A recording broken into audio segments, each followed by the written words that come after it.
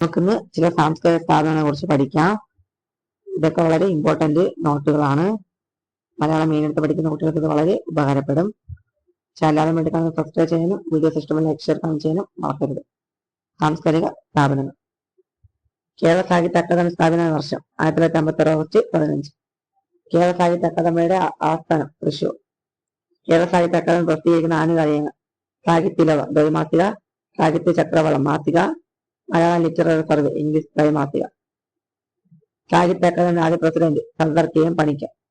Kerala Sangeetha Nataka academy സ്ഥാപിതമായത് 1958 April 26. Kerala Sangeetha Nataka academy ആസ്ഥാനം Thrissur. Kerala Sangeetha Nataka academy ആദ്യ ചെയർമാൻ മങ്കുത്തമ്പുരാൻ. സംഗീത നാടക അക്കാദമി ദ്വൈമാസിക കേളി. ലളിതകല അക്കാദമി ആസ്ഥാനം തൃശൂർ. ലളിതകല അക്കാദമി സ്ഥാപിതമായ 1962 നവംബർ 22. ആദ്യ ചെയർമാൻ M രാമവർമ്മരാജ. കേരള നാടൻ കലാ അക്കാദമി സ്ഥാപന വർഷം 1995.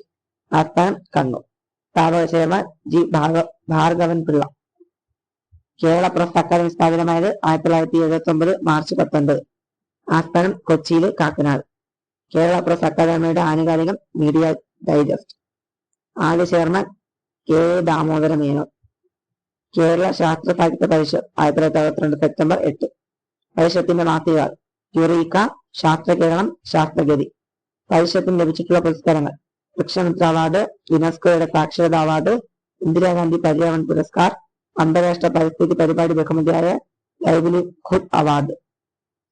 കേരള സംസ്ഥാന ആർക്കൈവ്സ് നിലവിൽ വന്നത് 1962. ആസ്ഥാനം തിരുവനന്തപുരം. കേരള ഭാഷാ ഇൻസ്റ്റിറ്റ്യൂട്ട് സ്ഥാപിതമായത് 1962 സെപ്റ്റംബർ 16. ഇൻസ്റ്റിറ്റ്യൂട്ടിന്റെ ആസ്ഥാനം തിരുവനന്തപുരം നളന്ദി. ഇൻസ്റ്റിറ്റ്യൂട്ടിന്റെ മാസിക വിജ്ഞാന കൈകൾ. മറ്റൊരു വീഡിയോ കാണുന്നത്. ബൈ.